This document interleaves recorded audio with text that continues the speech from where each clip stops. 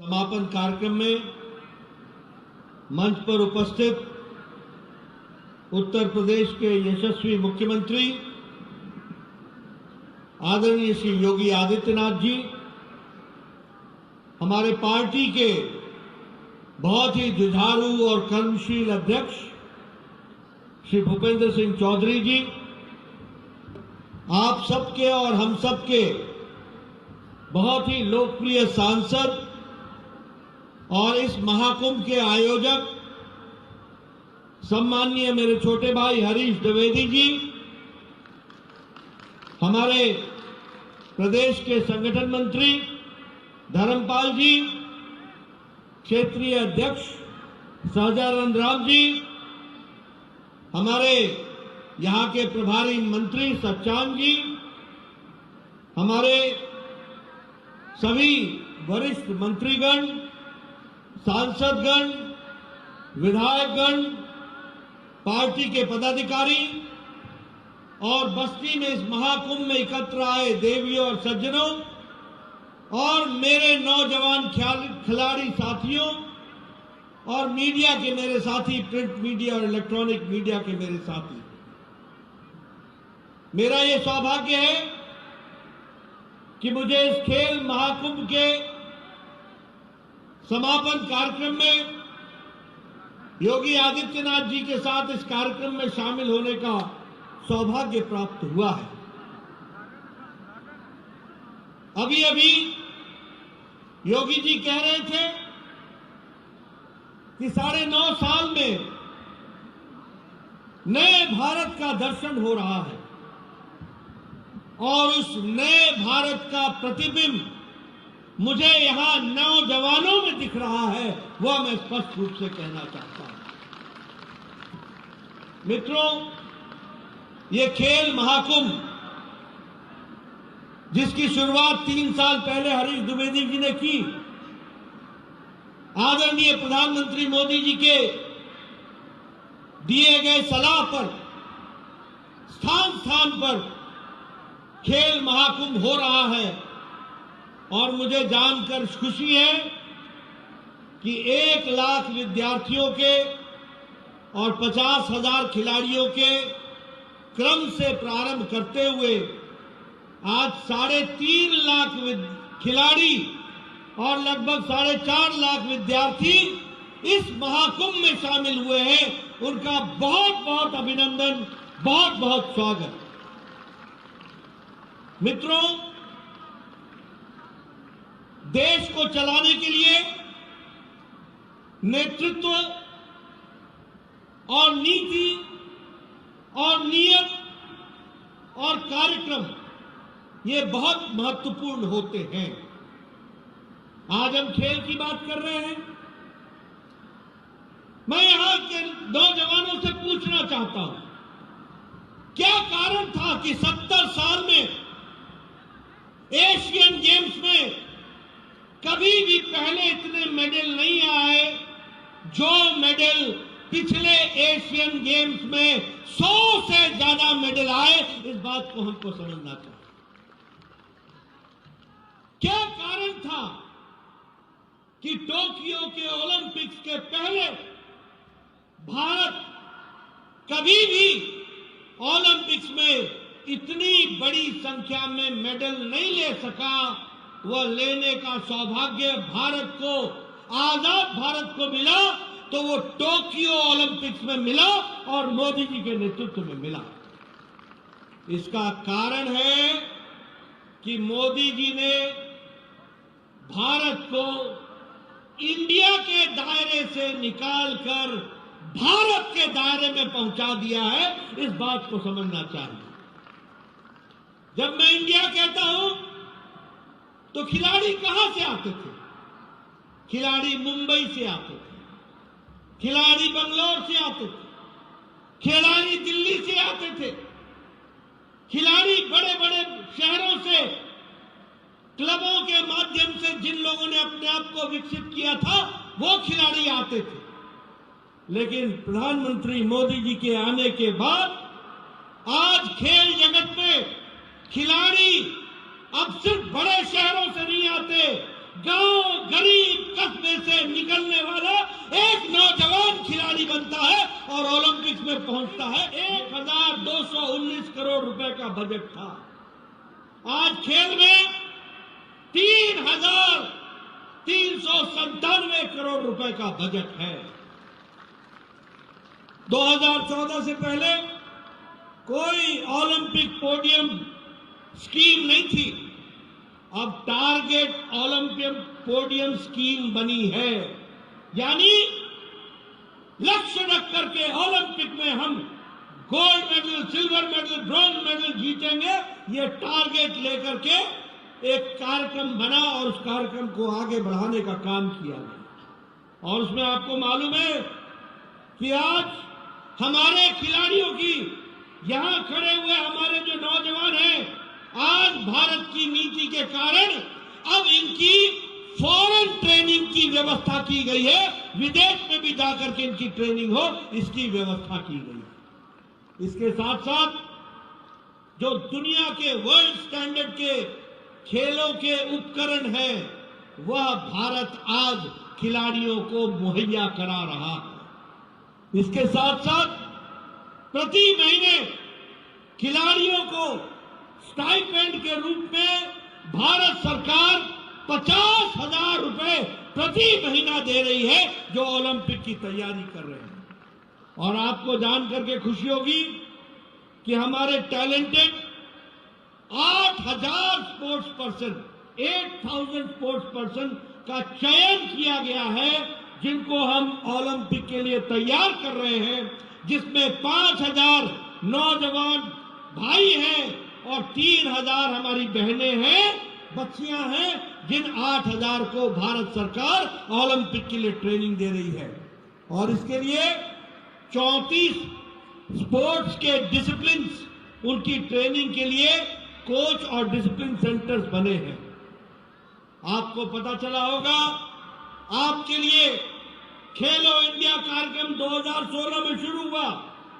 आपको जानकर खुशी होगी कि इस खेलो इंडिया के लिए 1,000 करोड़ रुपए का बजट रखा गया है और 2,500 खिलाड़ी खेलो इंडिया में सिलेक्ट हुए हैं और उनके लिए 820 हम लोगों ने स्पोर्ट्स सेंटर ऑपरेशनल किए हैं। और उत्तर प्रदेश में भी 80 स्पोर्ट्स सेंटर ऑपरेशनल किए गए। जो 80 स्पोर्ट्स सेंटर हैं, वह खिलाड़ियों को प्रोत्साहन देने का काम कर रहे हैं। मैं यहां योगी आदित्यनाथ जी को बधाई देना चाहूंगा। हमारे खेल मंत्री हैं बैठे हुए, मैं उनको बधाई देना चाहूंगा कि आप लोगों ने तय किया है कि हर पंचायत स्तर पर, गांव स्तर पर खेल का मैदान होगा और ओपन जिम होगा। और अब इंडिया का बच्चा नहीं जाएगा, भारत का बच्चा जाएगा, भारत के गांव का बच्चा जाएगा। ये व्यवस्था की गई है ताकि हम अच्छी से अच्छी कंपटीशन में अपना योगदान कर सकें। मित्रों, जैसा मैंने बताया कि चाहे टोक्यो ओलंपिक्स हो, चाहे एशियन गेम्स हो, सबसे ज्यादा मेडल पहली बार भारत लेकर के आया है। ये मोदी जी के नेतृत्व, उनकी नीति, उनका नियत और उनके कार्यक्रम के कारण मिल सका है, जिसको योगी आदित्यनाथ जी ने उत्तर प्रदेश की धरती पर पूरी ताकत से उसको लागू करने का काम किया है। इसको भी हमको ध्यान में रखना चाहिए। मित्रों, भारत आज सभी मामलों में नंबर 1 पर चल रहा है। चाहे स्किल इंडिया की बात हो, चाहे नेशनल एजुकेशन पॉलिसी हो, चाहे नेशनल हेल्थ पॉलिसी हो, कोई भी स्कीम आप उठा करके देखिएगा, वो भारत को मजबूती प्रदान करने वाला है। और इसलिए हम कह सकते हैं कि गांव, गरीब, वंचित, पीड़ित, शोषित, हमारा आदिवासी भाई, हमारा अनुसूचित भाई, हमारी महिलाएं, हमारे युवा, हमारे किसान, इनको किसी ने भी ताकत देने का काम किया है तो वो भारत के यशस्वी प्रधानमंत्री नरेंद्र मोदी जी ने किया है। इसको हमको ध्यान में रखना है और इसलिए आज भारत मजबूत होकर के आगे बढ़ रहा है। अभी योगी जी ने चर्चा की, भारत 11वें नंबर की अर्थव्यवस्था से छलांग लगा करके जिस देश ने हमको 500 साल 200 साल राज किया, ग्रेट ब्रिटेन, ब्रिटानिया, इंग्लैंड, उसको पछाड़ करके अब भारत 5वीं नंबर की अर्थव्यवस्था बन गया। और आप लोग के आशीर्वाद से 2024 में प्रधानमंत्री मोदी जी तीसरी बार प्रधानमंत्री बनेंगे और 3 साल के अंदर भारत तीसरी सबसे बड़ी अर्थव्यवस्था बन जाएगा। इसकी तैयारी, बोलिए आप इसमें अपना योगदान करेंगे ना? बोलिए करेंगे ना? तीसरी अर्थव्यवस्था बनना है ना? प्रधानमंत्री मोदी जी को तीसरी बार प्रधानमंत्री बनाना है ना? मित्रों, यह देश को आगे बढ़ाने का तरीका, देश को मजबूत बनाने का तरीका, राष्ट्रीय सुरक्षा का विषय, सबको साथ लेकर के चलने का विषय। कल मेरे से रात को एक पत्रकार ने पूछा कि अमीर अमीर हो रहा है, गरीब गरीब हो रहा है। मैंने पत्रकार को कहा कि रात के 11:30 बज गए हैं, कोई गड़बड़ तो नहीं हुई है आपके सोच में? कौन कहता है कि गरीब गरीब हो रहा है और अमीर अमीर हो रहा है? अरे आपको मालूम होना चाहिए कि इंटरनेशनल मॉनिटरी फंड ने कहा है कि मोदी जी के नेतृत्व में 13.5 करोड़ परिवार गरीबी की रेखा से ऊपर उठ गए हैं। ये आज बदलता भारत है, इसको हमको समझना चाहिए। आपको जानकर खुशी होगी कि इंटरनेशनल मॉनिटरी फंड आज ये बोलता है कि भारत में अति गरीबी 0.1% से भी नीचे आ गई है, 0.1% से भी नीचे आ गई है। हाँ, ये बात जरूर है कि भारत एक्सपोर्ट में आगे बढ़ रहा है। आज भारत इस्पात में, स्टील में 4थे नंबर का एक्सपोर्टर था। मोबाइल इंडस्ट्री में जापान को पछाड़कर 3रे नंबर की मार्केट बन गई है, 3रे नंबर की मार्केट बन गई। आपको जानकर आश्चर्य होगा, ये कांग्रेसी भाई, इनको ना समझ है ना अंडरस्टैंडिंग है। धनतेरस के दिन 55 लाख गाड़ियां खरीदी गई हैं, ये भारत का रिकॉर्ड है। आपको जानकर के खुशी होगी कि लाखों में लोगों ने मोटरसाइकिल खरीदी है। ये बदलता भारत है। आप बताइए, आज आपको उत्तर प्रदेश में नेशनल हाईवे दिखता है कि नहीं दिखता है? दिखता है कि नहीं दिखता है?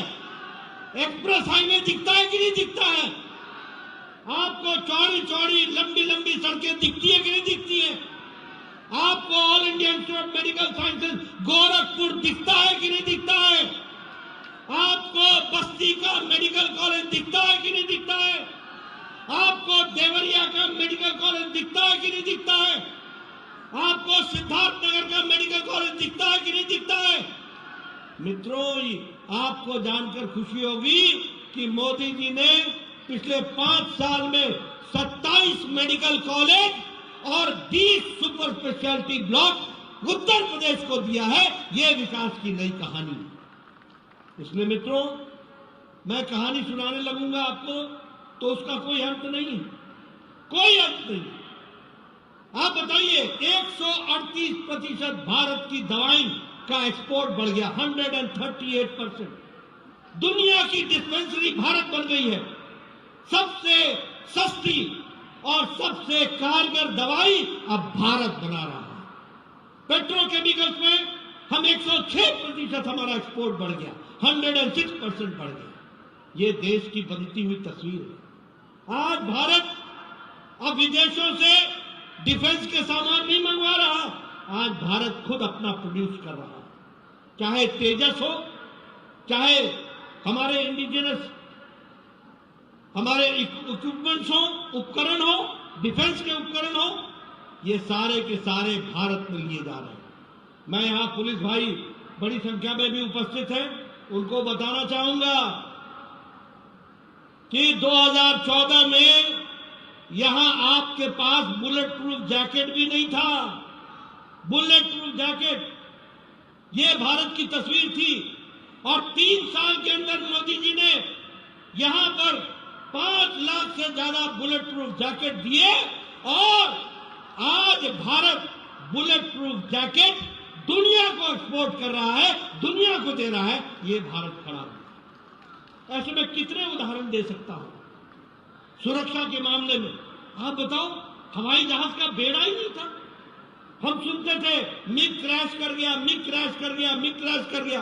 अरे भाई 1962 का खरीदा हुआ एरोप्लेन कब तक साथ देता तुम्हारा? 1965 और 70 का खरीदा हुआ प्लेन तुम्हारा कब तक साथ देता? ये राफेल का बेड़ा अगर कोई लेके आया तो प्रधानमंत्री मोदी जी लेकर के आए। अगर देश में बना हुआ पनडुब्बी का कोई जहाज बना तो वो भारत देश में मोदी जी के नेतृत्व में बना। अगर देश में लड़ाकू जहाज बने तो वह भी मोदी जी के नेतृत्व में बने। इसलिए सर्वांगीण विकास का काम, जिसमें हमारे युवा, हमारे नौजवान खिलाड़ी भी आते हैं, मेरी शुभकामनाएं हैं आपको। आप में से लोग आने वाले समय में ओलंपिक का गोल्ड मेडल हाथ में लेकर के आओगे, ऐसा मेरा विश्वास है। इस बात को मैं कहना चाहता हूं। मित्रों, जब मैं अच्छी अच्छी बातें आपसे कर रहा हूं तो एक दुख भरी बात भी आपसे मैं शेयर करना चाहता हूं। कल आप लोगों ने संसद में देखा होगा, आप संसद में नेताओं को भेजते हो कि वो वाद विवाद करें, लेकिन संसद में जिन लोगों को आपने भेजा है वो वाद विवाद के बदले जोकर का काम पकड़ लिया। उन्होंने जोकर वाला काम पकड़ लिया, नकल करने का काम पकड़ लिया। आपने देखा होगा कि एक सांसद भारत के उपराष्ट्रपति जो संवैधानिक जगह पर बैठे हैं, संसद के प्रांगण में उनकी नकल की जा रही है और ये कांग्रेस का नेता राहुल गांधी उसकी वीडियो बना रहा है। ये भी आज हमको देखना था। इंडियन नेशनल कांग्रेस, जिसके बारे में कहते हैं कि 100 साल से ज्यादा का इतिहास है, उसका नेता एक नकलची की उसकी वीडियो बनाए। और वो उपराष्ट्रपति कौन है? भारत के संवैधानिक पोस्ट पर बैठे हुए हमारे धनखड़ जी, वो किसान पुत्र हैं, वो पिछड़ों के नेता हैं, वो पिछड़ों के प्रतिनिधि के रूप में हैं, वो जाट पुत्र हैं। अब राहुल गांधी को ऐसे समय पर ओबीसी की याद नहीं आती। वैसे ओबीसी का राग लाते हैं, ओबीसी, पिछड़ा पिछड़ा पिछड़ा। एक संवैधानिक जगह पर बैठा हुआ व्यक्ति, किसान पुत्र, जाट पुत्र, ओबीसी को रिप्रेजेंट करने वाला पुत्र, आज उसकी तौहीन की जाती है, आज उसका मजाक किया जाता है। बोलिए, भारत सहेगा ऐसे लोगों को? बोलिए, सहेगा ऐसे लोगों को? ऐसे लोगों को राजनीति में कोई जगह होनी चाहिए क्या? होनी चाहिए क्या? ये हालत हो गई है कांग्रेस की। आजकल कैमरामैन का काम संभाल लिया है। कैमरामैन, मुझे गोरखपुर में हमारे सांसद रवि किशन जी मिले। वो कह रहे थे कि हमारे भोजपुरी स्टूडियो में भी कैमरामैन की जगह खाली है, अगर एग्जामिनेशन दे तो हम विचार कर सकते हैं ऐसे कैमरामैन के लिए। ये स्थिति आकर के खड़ी हुई है। आप बताइए, इसकी निंदा होनी चाहिए कि नहीं होनी चाहिए? बोलिए, निंदा होनी चाहिए कि नहीं होनी चाहिए? मित्रों, यह एक तरफ क्या कहते हैं, मोदी हटाओ, मोदी हटाओ, मोदी हटाओ, और मोदी जी क्या कहते हैं, देश आगे बढ़ाओ, देश आगे बढ़ाओ, देश को आगे ले जाओ, इसके लिए काम करो। इसलिए मित्रों, मोदी हटाने वालों को 2024 में तुमने हटा देना और देश के विकास करने वाले मोदी जी को आगे बढ़ा देना, यही मेरा निवेदन है।